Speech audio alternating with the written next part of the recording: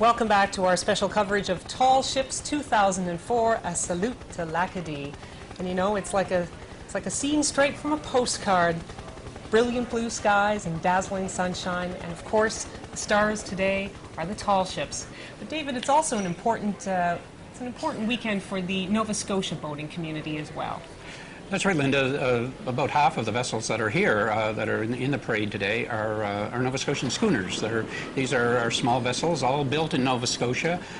They represent about half the fleet of the Nova Scotia Schooner Association. Among the ones that we have are Atlantica. Atlantica was a vessel that maybe a lot of our viewers probably have seen. They probably don't remember, but if you went to Expo 67, Man in His World, and you were at the Atlantic Pavilion, you would have seen Atlantica under construction. She was built by David Stevens and his crew during the entire summer of Expo 67. The oldest schooner here is Amazonia, a schooner built by Harold Mason, Tancook.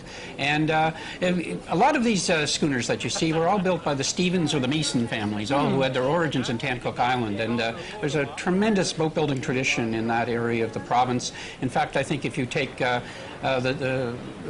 of the ships and you take all the ones that were either designed and or built by a Mason or a Stevens, and you won't maybe have half of them left.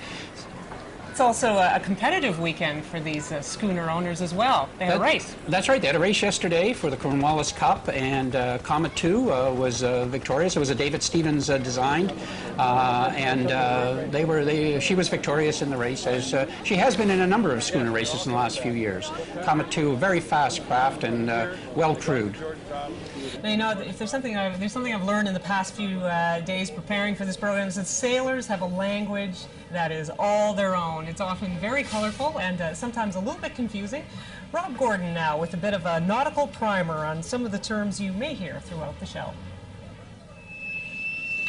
A high-pitched squeal hardly seems to be a fitting way to welcome an admiral. Welcome aboard, Admiral.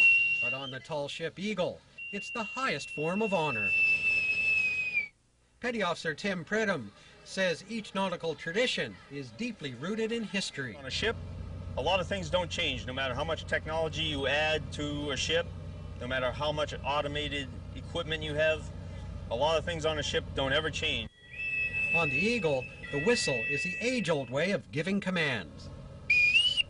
That is attention. That draws everyone's attention to the officer of the deck.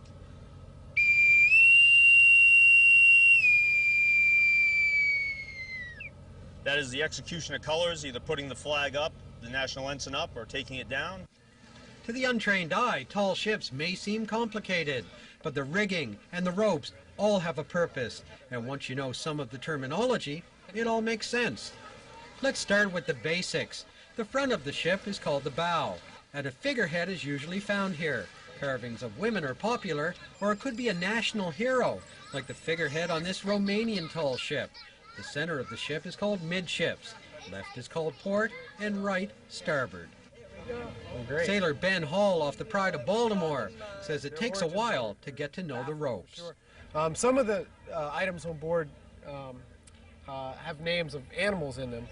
For example, the cathead here. Cathead? Yeah, that's right. Okay. This is a mechanism for bringing the anchor up to its stored position once it's broken the surface of the ocean. In the Dictionary of the Sea, these rings are lizards. These are peril beads. These round wooden pieces are called dead eyes and help hold up the mast. Those are called baggy wrinkles, and what they do is they protect the sails against chafe. Each tall ship is really a living time capsule, a time capsule that must be studied by every sailor aboard. This is Eagle, and David, this has been such a popular ship here. It's been to Halifax before. The crowds always love it. It's owned by the U.S. Coast Guard and home port of New London, Connecticut. Now, we've just learned that Eagle is actually not going to be taking part in today's parade of sail, that it will simply be exiting the harbor now. It's already headed out, which I'm sure will be a disappointment for some.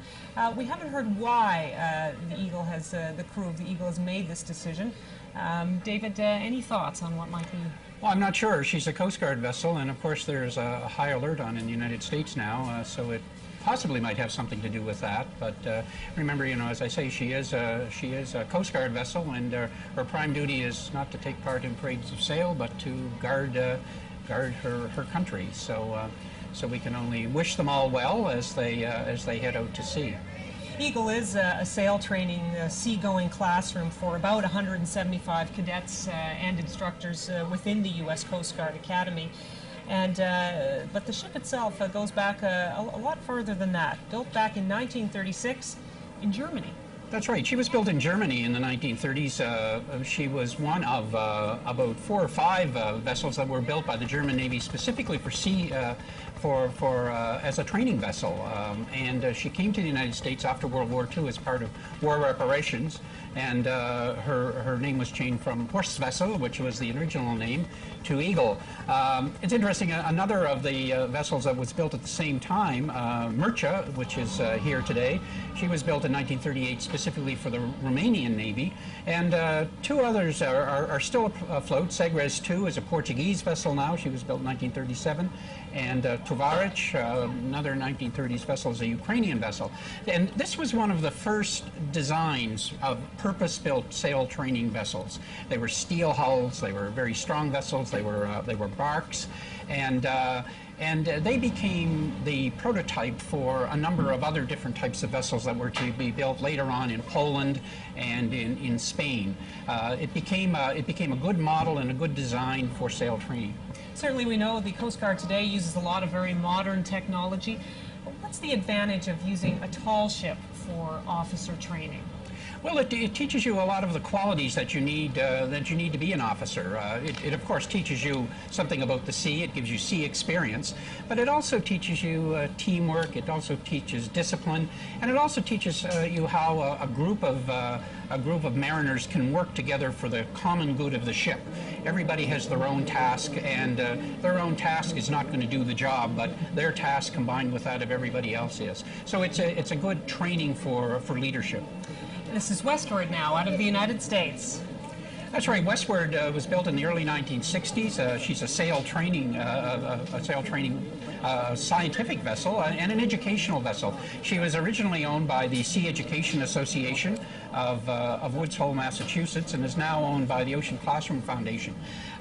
She takes students out, and part of their sea semester, as it's called, is to ship out on Westward, and it's part. They have an association with Brown University in the United States, and students go on board this vessel, and they do natural history. They learn navigation. They learn everything that you need to understand the sea, both from an historical and technological point of view, and a scientific point of view as well. It also has an interesting role in the history of sail training in the United States in particular.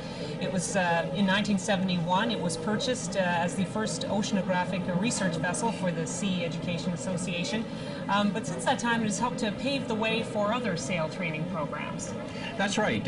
You know, one of the difficulties they had with these vessels is that when they first came on the scene, they were treated as commercial vessels, so they would have to pay port fees when they came into port. And I think Blue Nose 2 must be coming by. Oh, I think it's Cuauhtémoc. Cuauhtémoc is coming by. Yes. So, but Westward was. If there was an award given out for spirit, I think Cuauhtémoc would certainly win it. I think so. I think so. Very popular vessel. But Westward. Well, one of the people in charge of the parade here today is Captain Randy Sherman, the former harbor master here in Halifax, and I was on board Westward with Randy yesterday. Randy was the mate on board Westward for many years, so he was especially glad to see his old ship in port. Oh, the crowd is really getting into it now. Lots of applause as the ships begin their circuit for the Parade of Sail. And our coverage of the Parade of Sail is going to continue here on CBC television. Don't go away. You won't want to miss some of the ships we still have coming up next. There's still lots to come, lots of the big Class A tall ships, the real showstoppers, very spectacular. So lots of sails, lots of ships, and lots more to come in our special coverage today. We'll be right back. Stay with us.